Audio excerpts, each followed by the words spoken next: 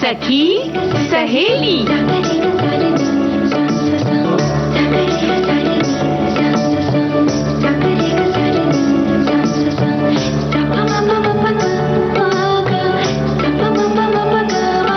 सखी सहेली।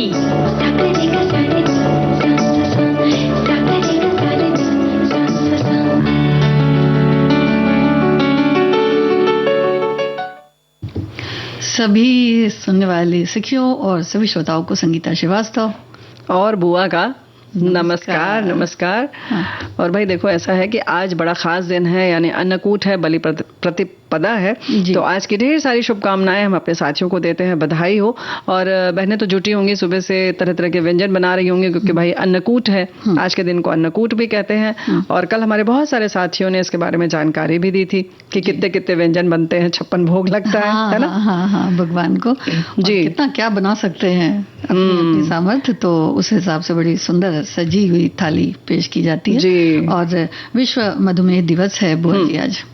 तो डॉक्टर अनिल कुमार सिंगल से हम जानकारी हासिल करेंगे, क्योंकि अभी बहुत मिठाई खाई है हम लोगों ने, तो भाई जाहिर है कि मधुमेह कैसे आता है दबे पांव और कैसे कैसे हमें चेतावनी दे जाता है। हाँ। और आज बड़ा और खास दिन है कि वैसे ही बाल दिवस है तो खुश रहने का दिन है, बचपन में फिर से लौट जाने का दिन है। कैसे हम स्लेट पे लिखते थे, कौन सी पेंसिल चौक का प्रयोग करते थे, और बस्ते जो होता था बस्ता लेकर स्कूल जाते थे। पहले ये सब थर्मस वगैरह नहीं थे। तो कौन कौन से दिन हम लोगों ने गुजारे हैं, बाल दिवस है, याद करने का दिन है। और जो समय मिलता था बुआ जी बीच में नहीं चले जाते थे, वो चूरन वगैरह जो मिलते थे। क्या बात है, क्या था चूरन, तो उसकी भी कुछ कुछ बातें हो जाएंगी। बिल्कुल, क्योंकि गीत मंजरी में आज विषय है खुशियां। तो कैसे हमने खुशियां बांटी, कैसे खुशियां हमने हासिल की, कैसे अपने दामन को भर लिया खुशियों से, इस पर बात करेंगे। और त्योहार इसीलिए आते हैं, और आज है बलि प्रतिपदा। हाँ, तो बलि प्रतिपदा, इसे बाली पद्यामी, पड़वा या परिवा भी कई जगह कहते हैं। वीर प्रतिपदा या द्वितीय प्रतिपदा भी कहते हैं। तो और बहुत सारे, जैसे हमारे देश में ना कितनी विविधता है ना संगीता, देखो कि बहुत सारे प्रांत में बहुत सारे हमारे भाई बहन जो हैं नव वर्ष की शुभकामनाएं भी दे रहे हैं। तो बहुत सारे लोग नया साल मनाते हैं, है ना। हाँ बिल्कुल। और कई कई जगह पे देखिए राजा बलि की जो प्रतिमा होती है, तो एक दिन के लिए पृथ्वी पर, जैसा कहते हैं कि भाई लौटने का उनके रूप में वो उत्सव मनाया जाता है। और इसी वजह से ये दिन मनाया जाता है। राजा बलि और वामन देवता की पौराणिक कथा का उल्लेख जो है वो कई जगह पर ग्रंथों में मिलता है। तो समुद्र मंथन की भी बुआ जी जो है वो कई जगह कथा है पुराणों में, और इसका भी उल्लेख कई जगह मिलता है। तो जाहिर है कि खुशी का दिन है, तो हमारे बहुत सारे राज्यों में सामुदायिक सांस्कृतिक कार्यक्रम का आयोजन होता है और उत्सव के रूप में मनाया जाता है। अलग अलग, जैसे हमने कहा ना कि कितनी विविधता है। तो महाराष्ट्र में इसे बाली पड़वा कहते हैं, कर्नाटक में बाली पद्मामी कहते हैं, बरलाज कहते हैं हिमाचल प्रदेश में, और राजा बलि जो है जम्मू में कहते हैं। और जैसा हमने बताया ना कि बहुत सारी जगहों पर नया साल मनाया जा रहा है, तो सुबह 4 बजे से लोग पटाखे छोड़ने लगे, खुशियां मनाने लगे। घर को उन्होंने फिर से दीपक से सजा दिया। हाँ, ना? ये तो जो उत्सव है ना वो इतना लंबा चलता रहता कि बस महीनों बीत जाते हैं जी। और इसकी यादें तो फिर वो और भी लंबी चलती रहती जी हैं। और हमारे साथी ने लिखा है कि बलि प्रतिपदा, जिसे बलि पूजा के रूप में जाना जाता है, कार्तिक प्रतिपदा के पहले दिन मनाया जाता है, दीपावली के अगले दिन पड़ता है। इन्होंने यही लिखा है कि गोवर्धन पूजा के साथ मेल खाता है। जैसे भक्त भगवान कृष्ण की पूजा करते हैं, वैसे ही लोग दानव राजा बलि का आशीर्वाद लेते हैं। बलि पूजा राजा बलि के पृथ्वी पर वापसी का प्रतीक है, जिसे भगवान विष्णु के वामन अवतार द्वारा पाताल लोक भेजा गया था। तो भाई हमारे साथियों को याद होगा कि राजा बलि जो थे, उनकी पूजा से प्रसन्न होकर लेकिन घबरा भी गए थे कि ये तो सब कुछ जीत जाएंगे। तो वामन का रूप, बहुत छोटे उसका स्वरूप रखकर विष्णु भगवान ने अवतार लिया और उनसे दान मांगा। तो उन्होंने भाई दे दिया। तो उनका 3 पग जमीन बस हमें चाहिए। उन्होंने बहुत सारी लालच दी। उन्होंने कहा कि भगवान तो भगवान, उन्होंने कहा बस 3 पग जमीन, और 2 पग में उन्होंने तो 2 लोग नाप लिया। जब तीसरा, लेकिन बलि भी थे, कम समझदार नहीं थे, उन्होंने तीसरे में कहा कि हमारे सर पर आप तीसरा पग रख लीजिए। बोले कहाँ रखें तीसरा पग? तो उन्होंने कहा सर अपना आगे कर दिया। तो ये है कहानी।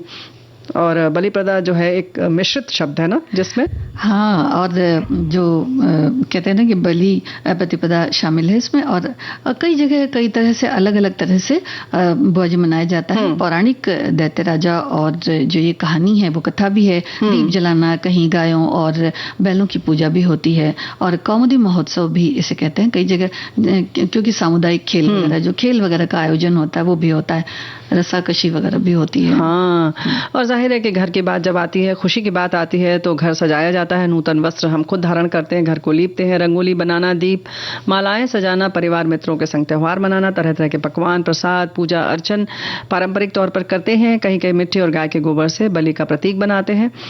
तेल से स्नान करते हैं, 5 रंगों या फूलों की रंगोली बनाते हैं। राजा बलि के साथ उनकी पत्नी विंध्यावती का प्रतीक भी बनाते हैं, और महाराष्ट्र में पांडव पड़वा या इसे बाली प्रतिपदा भी कहते हैं। और बुआ जी गेहूं के आटे से भी जो है वो कई जगह से प्रतीक बनते हैं। कहाँ पर? जम्मू में बनते हैं। जी हाँ, वही। और अन्नकूट की जब बात आती है तो एक तो माँ अन्नपूर्णा का दिन है, अन्नपूर्णा का प्रतीक मानते हैं अन्न को, तो ये सारी चीजों को इसलिए शायद श्रद्धा के साथ जोड़ देते हैं, पूजा के साथ जोड़ देते हैं, ताकि हम अन्न का कहीं भी तिरस्कार न करें और उसके एक एक दाने को हम संभाल संभाल कर रखें, उसके महत्व को समझें। जी जी। और कई जगह तो ऐसा है भी, कृष्ण भगवान ने एक दाना चावल जो था वो पात्र में से लेके खाया तो कैसा पेट भर गया। तो वही है कि सब चीजों के महत्व को समझें। और भगवान श्री कृष्ण ने गोवर्धन पर्वत को जो धारण किया था, और इसी तरह से गोवर्धन पर्वत की जो आकृति वगैरह होती है बुआ जी, कहीं बाहर तो कहीं आंगन में बना दी जाती है, और फिर विधिवत तरीके से उसकी पूजा की जाती है। देखो भाई, ये सब प्रतीक हैं। कहते हैं ना कि उन्होंने सिर्फ इसलिए नहीं कि कानी उंगली में उठाया, यानी कि पर्वत जैसी भी समस्या अगर है, लेकिन आपने अगर मन में कर लिया तो आप उसको एक कानी उंगली से उसको आप सुलझा सकते हैं, उस समस्या का निदान कर सकते हैं। वहीं जहां जरूरत है उसकी पूजा करें।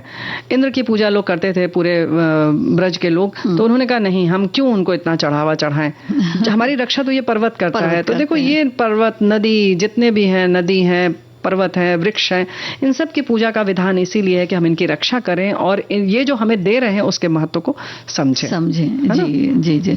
तो गिरिराज गोवर्धन की पूजा भी जो है वो इसी समय से आज के दिन भात के रूप में उसको बना लेते हैं, और उसमें तरह तरह के मूली के साग आदि लगा देते हैं, मिर्च आदि लगा देते हैं कि ये पर्वत हो गया। चना वगैरह भी लगाते हैं बहुत जगह पे, गोबर वगैरह वो सबसे लिपाई करके वो तो लिपते हैं, लेकिन अलग से थाली में भोजन के समय भात का खूब ढेर सारा ऊंचा सा पहाड़ बना देते हैं, और उसमें थोड़े से ये सब, जैसे ये सब साग हैं, उन सबको खोज देते हैं, लगे कि हाँ पर्वत है। जी, तो गोवर्धन पर्वत घर में मनाया जाता है। हाँ, तो जी।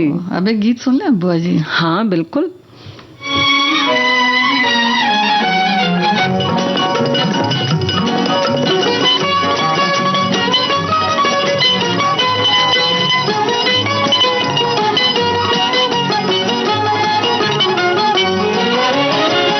देखो जी बहार आई, देखो जी बहार आई, बाहों में खिली कलियां। देखो जी बहार आई, बाहों में खिली कलियां। आना है तो आ जाओ, सोनी है मेरी गलियां। देखो जी बहार आई, बाहों में खिली कलियां।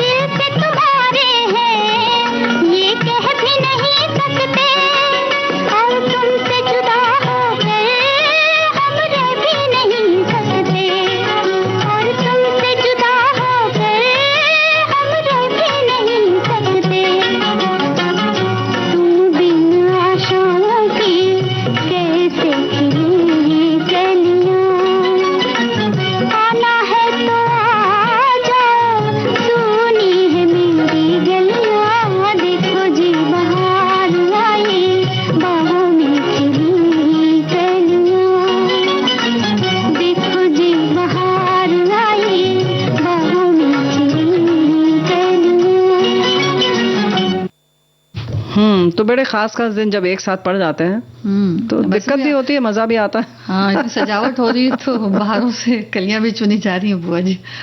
कलियां तो देखो चुनी इसलिए जा रही है कि आज बाल दिवस है। हाँ। और बच्चे जो हैं वो वाकई बिल्कुल कली जैसे होते हैं, खुशबू अपनी फैलाते रहते हैं खुशियों की। लेकिन ये जो आज खास दिन है, देखो सब एक संग इसीलिए शायद पड़ जाता है कि हम खुश भी हों, फिर वहीं सजग रहें कि मधुमेह जो है वो क्यों मनाया जाता है। 14 नवंबर हमारे साथी ने लिखा है, चार्ट्रा बेंटिंग का जन्मदिन है, जिन्होंने कनाडा के टोरंटो शहर में बेंट के साथ मिलकर सन 1921 में इंसुलिन की खोज की थी। इतिहास की इस महान खोज को अक्षुण्ण रखने के लिए इंटरनेशनल डायबिटीज फेडरेशन द्वारा आज के दिन 2 दशकों से विश्व डायबिटीज दिवस हर साल मनाया जाता है। और खतरनाक दस्तक को लोगों को समझना जरूरी है, यही बता रहे हैं। हर साल नया थीम दिया जाता है और इन्होंने अलग अलग सन का दिया हुआ है कि किस किस सन में कौन कौन सी थीम थी। तो मतलब वही है ना कि जागरूक करना है। हाँ, तो इसके जो भी लक्षण है, देखिए बुआ जी तो इतना ज्यादा हो चुका है, तो लक्षण बता दो। तो लक्षण जो है उसके बारे में भी सजग रहना बहुत जरूरी है। अब जैसे कुछ एक लक्षण ऐसे होते हैं जो मतलब समझ में नहीं आता कि ये कैसे होने लगे। तो थकान जैसे हो गई, अभी अचानक से वजन गिरना, या फिर कोई दिक्कत शरीर में ऐसी हो गई कि लगे कि भाई नहीं, बहुत दिन से कुछ ठीक नहीं हो रहा है, तो ऐसे में सतर्क रहना चाहिए। और फिर आज के दिन को मनाने का यही ध्येय भी है ना जी, कि मधुमेह के लिए हम सतर्क रहें। वैसे भी तो ऐसा लगता है कि जैसे जैसे उम्र बढ़ती है, या फिर जैसे कि बच्चों में भी हो जाता है, और उम्र का तो कोई इसमें होता नहीं जी, तो देखो सतर्क हर उम्र में सतर्क रहना ही चाहिए। क्योंकि हमारे साथी ने ये भी लिखा है, बहुत सारी जानकारियां, आंकड़े भी बताए हैं। अनुमान है कि 2021 में 67 लाख लोगों की मृत्यु हुई, करीब 53.7 करोड़ लोग इस बीमारी के साथ जी रहे थे। संकेत है कि संख्या बढ़ेगी। ऐसे इन्होंने लगाया है कि मधुमेह से प्रभावित 2 में से 1 वयस्क यानी 44%, लगभग 24 करोड़ लोग निदान नहीं कर पाते। अधिकांश टाइप 2 मधुमेह से पीड़ित होते हैं। तो बहुत सारी और भी चीजें हैं, आंकड़े भी हैं, लेकिन जो जानकारी हम लेकर हाजिर हैं डॉक्टर साहब से, यानी चिकित्सक से, विशेषज्ञ से, तो उनकी ये हम बातचीत सुन लेते हैं। हाँ, तो डॉक्टर अनिल कुमार सिंगल जी से सुनते हैं।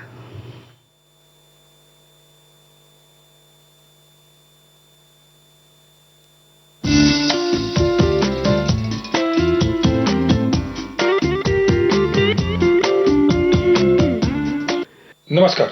शुरुआत में मैं आपको डायबिटीज को रिवर्स करने के फायदे बता देता हूँ। आप जानते होंगे कि डायबिटीज के कारण पक्षाघात हो सकता है, आंखों की रोशनी कम हो सकती है, दिल की बीमारी, गुर्दे की बीमारी, कैंसर, गैंग्रीन और टीबी जैसी बीमारियां होती है। डायबिटीज को रिवर्स करके हम इन सभी बीमारियों और उनसे होने वाली मृत्यु से बच सकते हैं। इसके अलावा डायबिटीज के मरीज अपने पूरे जीवन काल में औसतन 3 से 5 हजार रुपये प्रति माह अपने इलाज, जैसे कि दवाइयों, डॉक्टर की फीस, इन्वेस्टिगेशन, हॉस्पिटलाइजेशन या डायबिटीज के कारण होने वाले दूसरे कॉम्प्लिकेशन पे खर्च करते हैं। अगर डायबिटीज को रिवर्स किया जाए तो हर माह ये पैसे हम बचा के इसे कहीं अच्छी जगह पे इन्वेस्ट कर सकते हैं। भारत में डायबिटीज की मरीज की संख्या दिन ब दिन बढ़ रही है और एक अनुमान के मुताबिक 2025 तक भारत डायबिटीज के मरीजों की विश्व राजधानी बन जाएगा। इसलिए डायबिटीज को रिवर्स करना बेहद जरूरी है। इससे न सिर्फ एक मरीज को फायदा होगा, बल्कि भारत की अर्थव्यवस्था को भी बढ़ावा मिलेगा। डायबिटीज को रिवर्स करने से पहले डायबिटीज की बीमारी क्या है और कैसे होती है, यह समझना बहुत जरूरी है। हमारा शरीर एक मशीन है। उसके विभिन्न अंगों को काम करने के लिए ईंधन की आवश्यकता होती है और यह ईंधन ग्लूकोज से मिलती है। हमारा लीवर खाए हुए अन्न में से ग्लूकोज तैयार करता है और खून के द्वारा उसे हर अंग तक पहुंचाया जाता है। खून में से अंगों तक ग्लूकोज को ट्रांसफर करने के लिए इंसुलिन नामी हार्मोन की जरूरत होती है। यदि इंसुलिन काम न करे या कम मात्रा में तैयार हो तो ग्लूकोज अंगों में न जाकर खून में ही जमा होती रहती है। इस शारीरिक परिस्थिति को हम डायबिटीज मेलिटस कहते हैं। जरूरी नहीं कि इंसुलिन की यह समस्या आनुवंशिक हो, उसके दूसरे भी कारण हो सकते हैं, जैसे कि ज्यादा मीठा खाना, कसरत की कमी, मोटापा, प्रेगनेंसी या तंबाकू का व्यसन। तंबाकू में तकरीबन 7,000 रसायन पाए जाते हैं जो इंसुलिन को अपना काम ठीक से करने नहीं देते। अच्छी बात यह है कि संतुलित आहार, नियमित कसरत और जीवन शैली में सकारात्मक बदलाव से हम डायबिटीज जैसी कड़वी बीमारी से मुक्त हो सकते हैं, या अंग्रेजी में कहे तो हम डायबिटीज को रिवर्स कर सकते हैं। भारतीय खानों में नमक, तेल, घी और मीठी चीजों का ज्यादा प्रयोग किया जाता है, जबकि प्रोटीन, विटामिन, फाइबर युक्त पदार्थ हम बहुत कम मात्रा में इस्तेमाल करते हैं। इसलिए डायबिटीज को रिवर्स करना है तो ऊपर से मिलाई हुई चीनी, गुड़, शहद वाले पदार्थों का त्याग करना चाहिए। अक्सर लोगों को आपने ये कहते ही सुना होगा कि मैं चीनी वाली नहीं या गुड़ वाली चाय पीता हूं। यह भी सरासर गलत है। डायबिटीज के मरीजों को मीठे फल जैसे कि केला, चीकू, सीताफल, आम, खरबूज नहीं खाना चाहिए, परंतु अमरूद, सेब, संतरा, मौसमी जैसे खट्टे फल वो खा सकते हैं। फाइबर के लिए अपने आहार में हरी पत्ते वाली सब्जियां और सलाद का ज्यादा से ज्यादा उपयोग करें या उसे ज्यादा से ज्यादा शामिल कीजिए। जितना आपका वजन है उतना ग्राम प्रोटीन का सेवन हर दिन करना चाहिए। मांसाहारी खानों से तो प्रोटीन मिल जाती है, लेकिन विभिन्न प्रकार के दालों, सोयाबीन, दही जैसे पदार्थों में हमें अच्छी मात्रा में प्रोटीन मिल सकता है। आपने ये सुना होगा कि डायबिटीज के मरीज को चावल नहीं खाना चाहिए। कुछ हद तक ये बात सही है, लेकिन मैं बता दूं आपको कि डायबिटीज के मरीजों ने मैदे और गेहूं से बनी रोटी तथा उनसे बने अन्य पदार्थों का पूरी तरह से त्याग करना चाहिए। उसकी जगह मोटा अनाज या मिलेट जैसे ज्वार, बाजरा, नाचनी की रोटियां खानी चाहिए। आपकी मालूमात के लिए बता दूं कि हमारे प्रधानमंत्री जी ने 2023 को ईयर ऑफ मिलेट घोषित किया है। डायबिटीज को रिवर्स करने के लिए अपना वजन और कमर का नाप को सही मात्रा में रखना बहुत जरूरी है। आपकी ऊंचाई सेंटीमीटर में से 100 घटाइए और जो क्रमांक आता है उतना ही आपका वजन होना चाहिए। मिसाल के तौर पर अगर आपकी ऊंचाई 165 सेंटीमीटर है तो आपका वजन 65 किलोग्राम होना चाहिए। इसके साथ साथ में कमर का नाप पुरुषों में 100 सेंटीमीटर और महिला में 90 सेंटीमीटर होना चाहिए। वजन और कमर का नाप सही मात्रा में रखने के लिए हर दिन हमें कम से कम आधा घंटा व्यायाम करना चाहिए, जिसमें 10,000 कदम चलना और कमर कम करने के आसन भी शामिल करें। अस्वस्थ जीवन शैली से खून में ग्लूकोज की मात्रा बढ़ती है, इसलिए तंबाकू, शराब, अन्य नशीले पदार्थों से दूर रहे। हर रोज मेडिटेशन करें, 7-8 घंटा नींद लें और ज्यादा से ज्यादा खुश रहने की कोशिश करें। मुंबई की प्रमुख जीवनधारा मानने जाने वाली पब्लिक ट्रांसपोर्ट BEST का मैं मुख्य वैद्यकीय अधिकारी भी हूं, जहां हमने डायबिटीज को रिवर्स करने का प्रोग्राम शुरू किया है, जिसकी मदद से कई कर्मचारियों की दवाइयां कम हो गई हैं और कुछ कर्मचारियों की दवाइयां बंद करने में हमें सफलता भी मिली हुई है। इसलिए मैं श्रोताओं से निवेदन करता हूं कि डायबिटिक रिवर्सल के बारे में अपने डॉक्टर से जरूर मशवरा करें। धन्यवाद।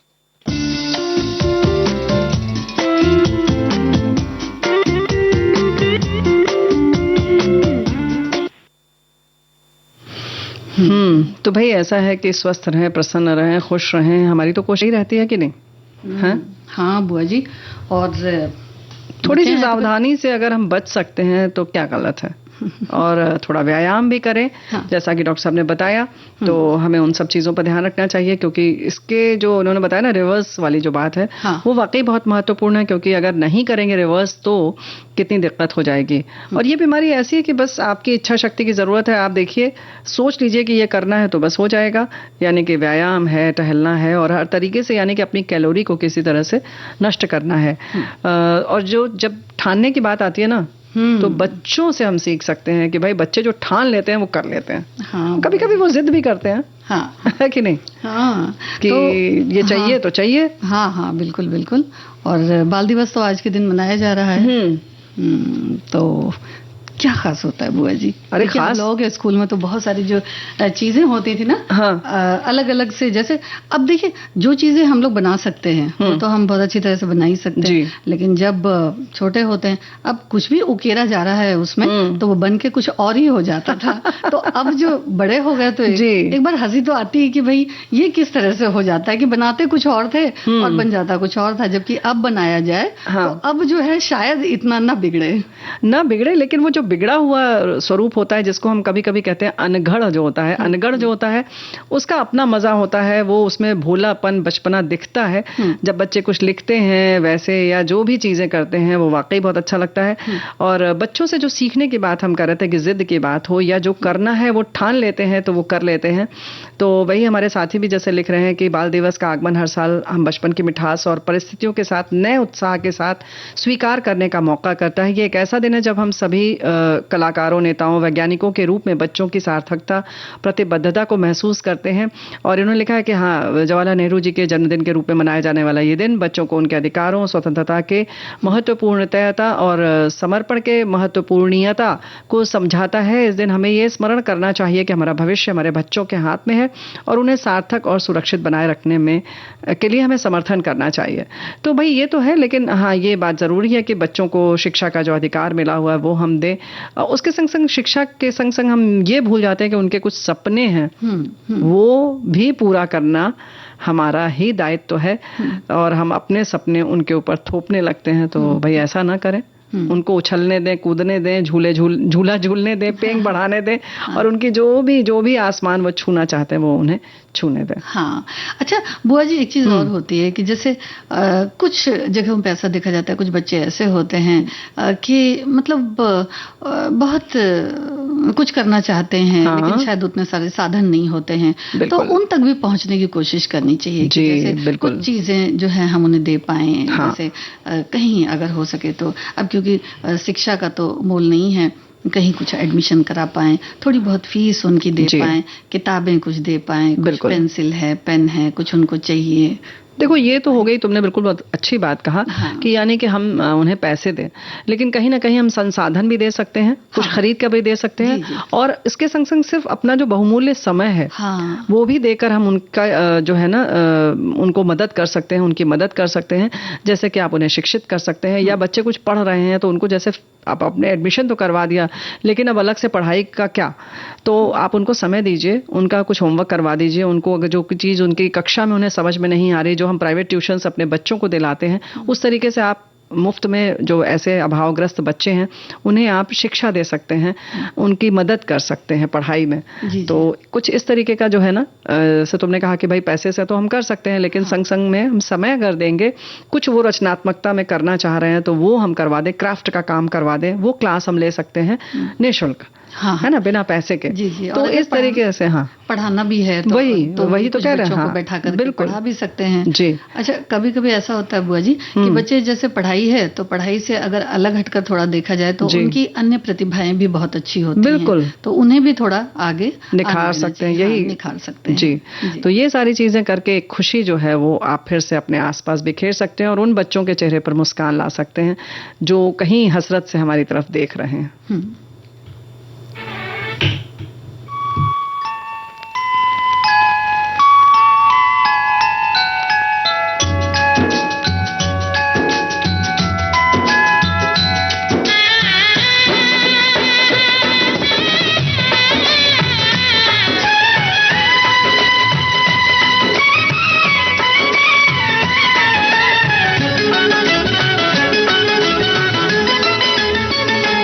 बचपन हर गम से बेगाना होता है, बचपन हर गम से बेगाना होता है।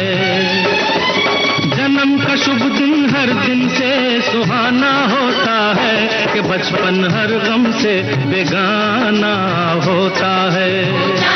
बचपन हर गम से बेगाना होता है।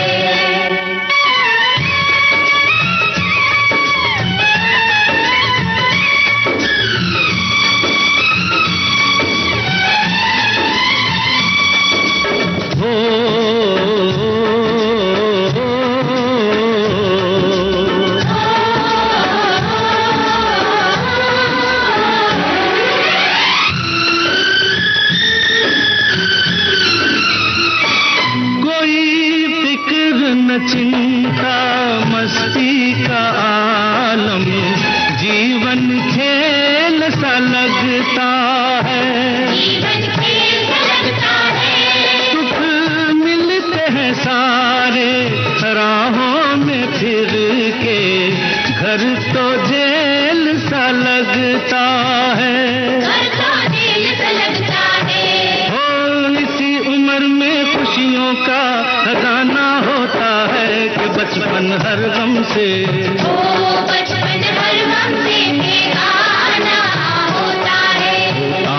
बचपन हर गम से बेगाना होता है।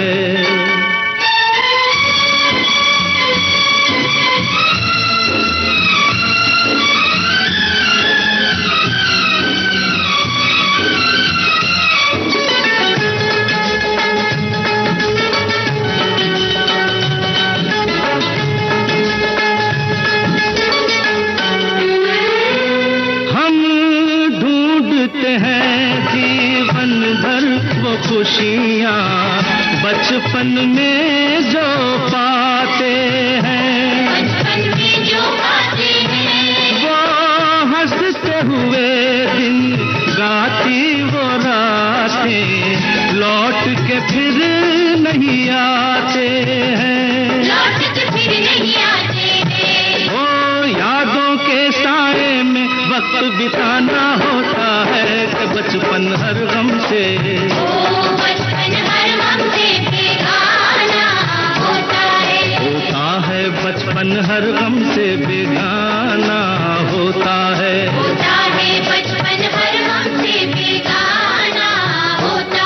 होता है बचपन हर गम से बेगाना होता है। तो भाई बचपन हर गम से बेगाना होता है। तो क्या आज की तारीख में हम ऐसी जिंदगी जी सकते हैं या नहीं जी सकते हैं, एक बार फिर हमें सोचना पड़ेगा, है ना बुआ जी, क्योंकि हम जो है ना वो तो जब घेर लेते हैं तो फिर खुशियों का एहसास नहीं रह जाता है। हाँ, तो मतलब यही तो बात है ना कि किस चीज को हम अपने आसपास घिरने दें, खुशियों को या गम को। हाँ, है ना। हाँ, और अगर समय हो चला है अंतराल का तो फिर अंतराल भी लेते हुए आगे बढ़ेंगे। एक जल्दी से पढ़ देते हैं ना बुआ जी। एक है बचपन को याद करते हैं तो बहुत सारी बातें याद आती हैं, लेकिन स्कूल का समय जो था वो अच्छी यादों का समय था, कागज़ पर लिखने से संबंधित था। आज की तरह उसे ज़माने में पेन या जो फाउंटेन पेन वगैरह होती है वो स्याही के लिए टिकिया आती थी, उसे पीस कर पानी में मिलाकर जो स्याही थी वो उसे बनाया जाता था और डुबो कर लिखते थे। फिर निब वाले पेन आए और इस तरह की बातें इन्होंने बताई हैं। हमारे एक श्रोता हैं, उन्होंने। अब एक छोटा सा अंतराल ले लेते हैं बुआ जी और फिर हाजिर होते हैं।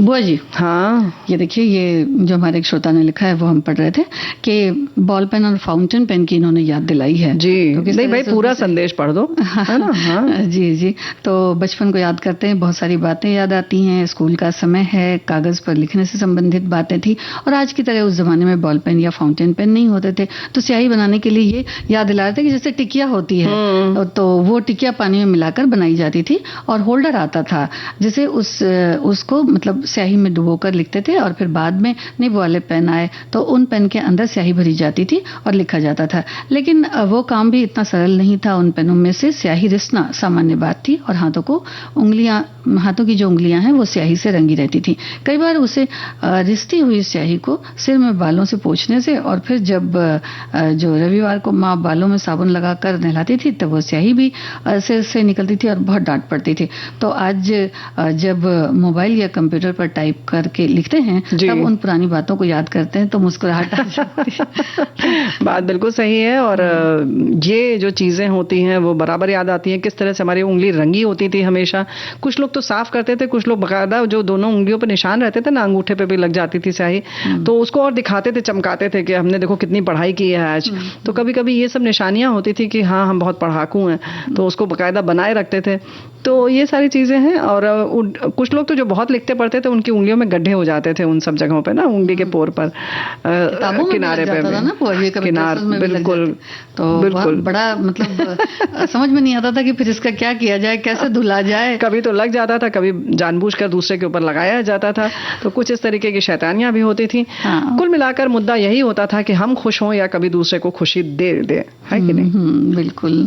तो खुशियां ही खुशियां जो है वो हर तरफ बिखर जाएंगी। पर ये होता है कि खुशियां कहते हैं ना कि बांटते हैं, देते हैं तो उतनी खुशी मिलती भी है। बिल्कुल। तो खुशियों की ही बातें हैं। तो भोर की किरणों ने अपनी आभा से जग को नूतन कलेवर पहना दिया। हवाओं का वो भीना भीना स्पंदन जिसने सांसों को शीतल कर दिया और धड़कनों में प्रेम जागा। प्रकृति का कण कण झूम उठा, दिशाएं रुंझुन पायल पहने संवरने लगी। मन को आह्लादित करती पंछियों की तान, वो पपीहे का गान। चिच्चोर मोर की मनमोहनी चाल, फूलों की रंगत, भंवरों का प्रेम गीत, वो कमल कुंज से आलिंद का उड़ जाना, खेतों में लचक कर बयार का चलना, खुशियों का खजाना लुटाती रत्नावली, अधरों पर मुस्कान और चेहरे पर प्रसन्नता बिखेर देती है और खुशियों का सागर पर छलक जाता है।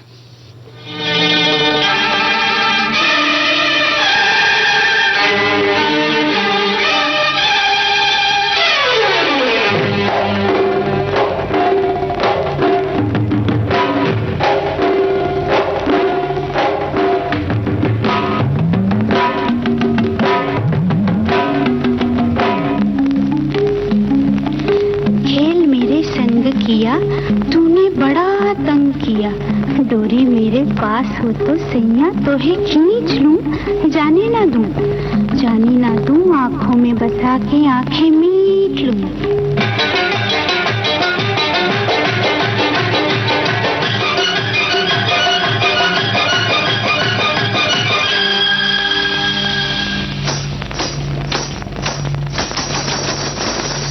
मेरे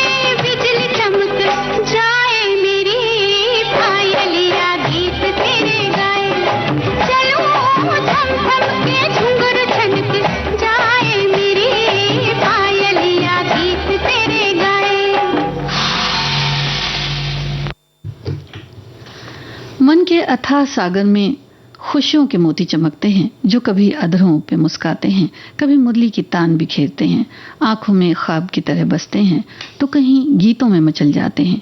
इन खुशियों के फूलों को दामन में समेटने की ख्वाहिश जिंदगी के सफर में हम सफर होती है। ये तलाश ताउम्र यूं ही चलती रहती है। इन्हीं खुशियों की तलाश में कभी मोहब्बत मिलती है तो कभी नफरतों से दो चार होना पड़ता है। मासूमियत से भरी प्यार से छलकती इन खुशियों को तलाशते हम जितना इनके करीब होते हैं, फासले उतने ही ज्यादा दरमियान नजर आते हैं। ये खुशियां हैं जिनके बदले हर इंसान खुशियां ही चाहता है, जो हसरत बनकर भी कभी रह जाती है और कई बार आंसुओं में छलक जाती है, कभी दिखाई देती है तो कभी छुप जाती है।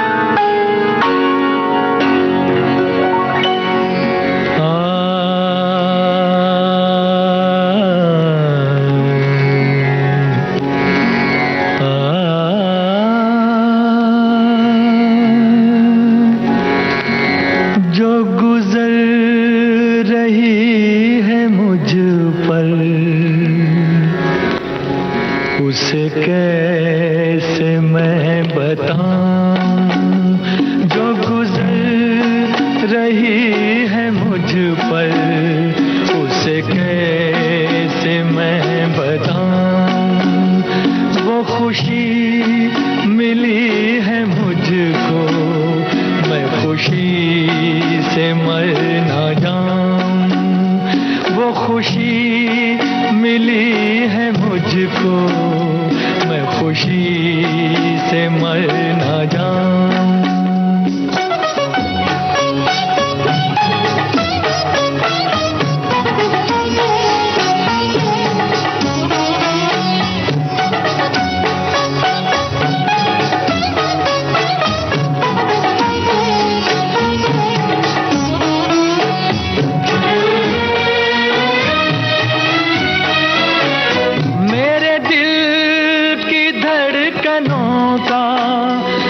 पयाम तुमको पहुँचे, मैं तुम्हारा हमनशी हूँ। ये सलाम तुमको पहुँचे, उसे बंदगी मैं समझूं, जो तुम्हारे काम आऊं। वो खुशी मिली है मुझको, मैं खुशी से मर ना जाऊं। हाँ, जो गुजर रही है मुझ पर, उसे कैसे मैं बताऊं।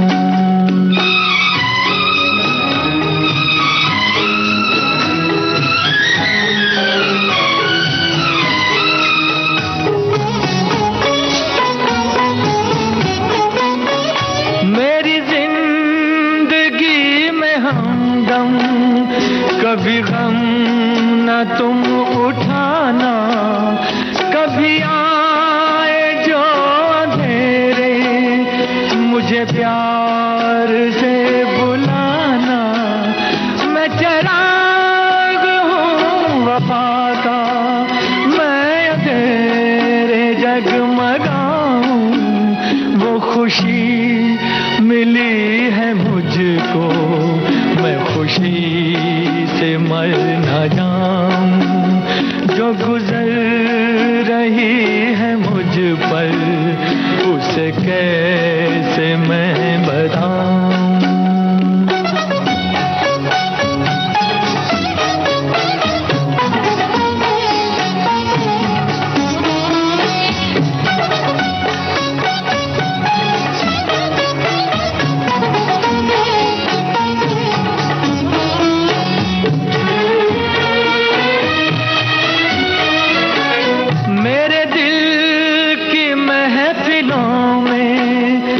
मकाम है तुम्हारा, के खुदा के बाद लब पर बस नाम है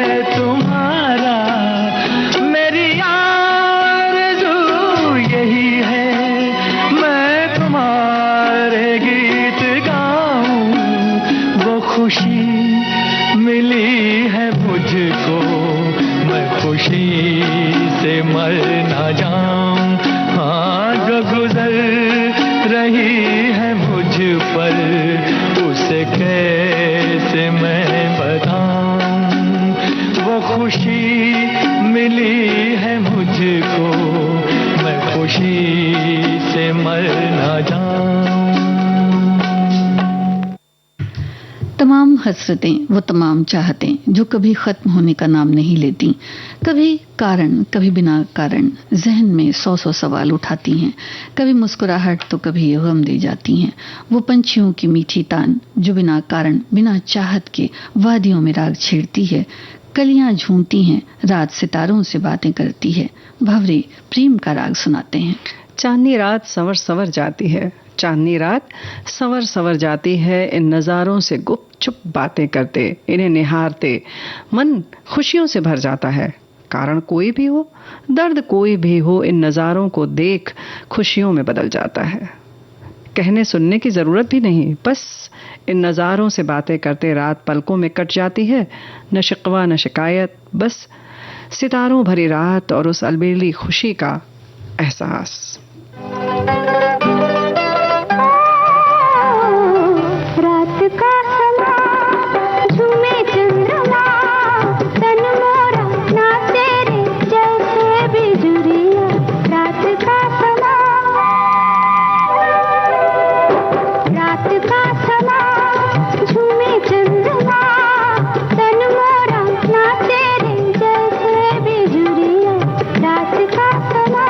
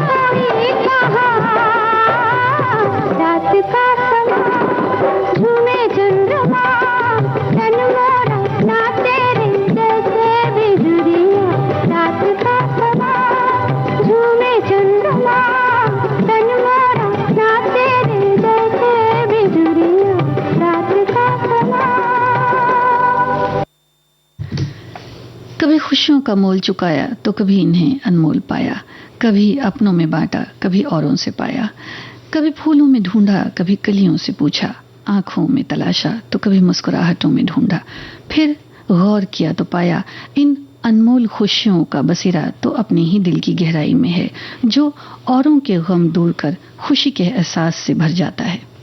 गर खुशियां चाहिए तो खुशियां बांटनी भी होंगी। जी हाँ, अगर खुशियां चाहिए तो खुशियां बांटनी भी होंगी। ऐसी खुशी का फिर कोई मोल नहीं होता। तभी तो कोई चाह कर भी मुस्कुरा नहीं पाता, तो कोई यूं ही मुस्कुराता रहता है, गुनगुनाता रहता है। कोई खुश होकर भी खुश नहीं रहता, तो कोई दर्द में भी हंसता रहता है।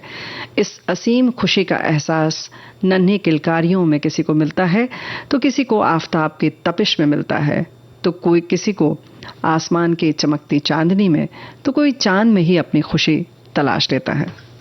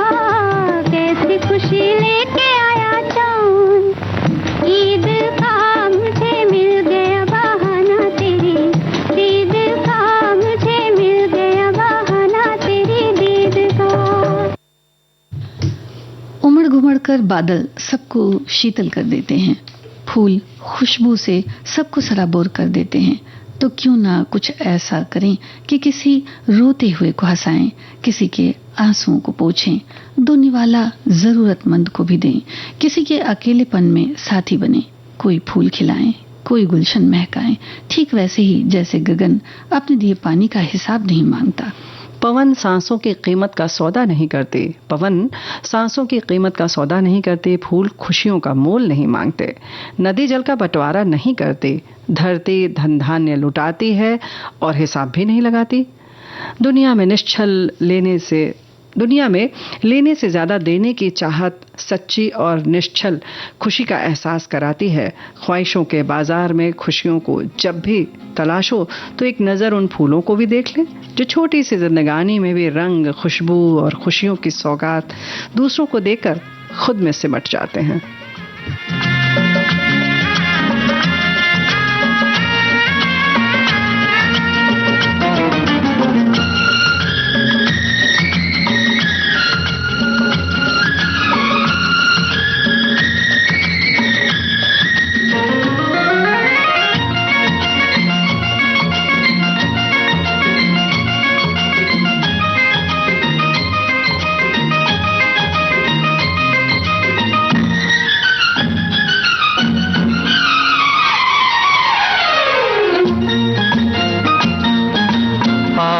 पहले, आज से ज्यादा, आज से पहले, आज से ज्यादा खुशी आज तक नहीं मिली इतनी सुहानी, ऐसी मीठी, इतनी सुहानी, ऐसी मीठी घड़ी आज तक नहीं मिली आज से पहले।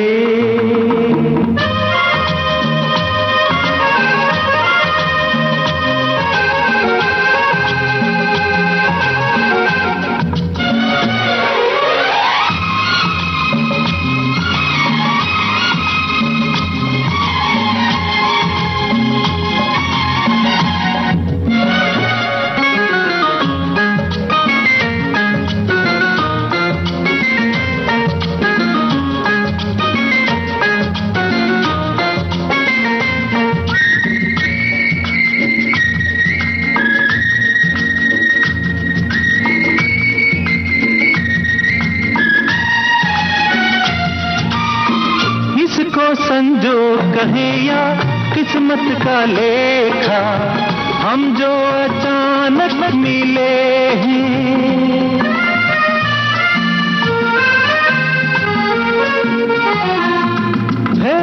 इसको संजोग कहे या किस्मत का लेखा, हम जो अचानक मिले हैं, मन चाहे साथी पाके हम सबके चेहरे देखो तो कैसे खिले हैं, ओ तकदीरों को जोड़ दे ऐसी, इन तकदीरों को जोड़ दे ऐसी कड़ी आज तक नहीं मिली आज से पहले।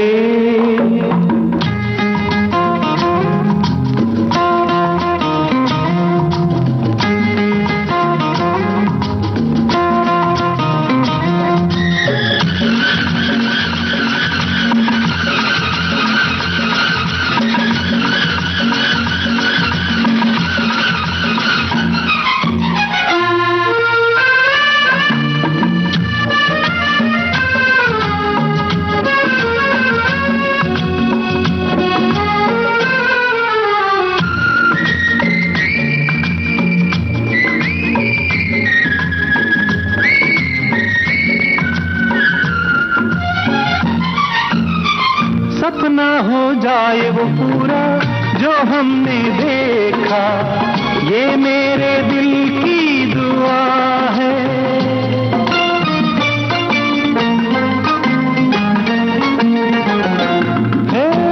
सपना हो जाए वो पूरा जो हमने देखा, ये मेरे दिल की दुआ है,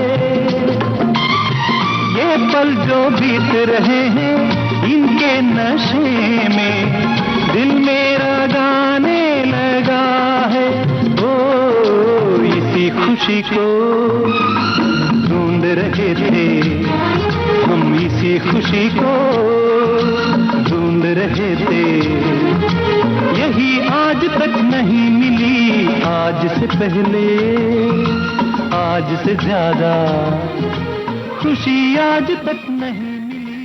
तो भाई सभी को तलाश रहती है खुशी की, तो ये खुशी कहाँ मिलती है? बहुत सारी उम्र भी निकल जाती है। जी हाँ, लेकिन आपकी उम्र न निकले, आप खुश रहें, स्वस्थ रहें, प्रसन्न रहें, यही कामना करते हैं हम लोग। और सभी को संगीता श्रीवास्तव और बुआ का नमस्कार।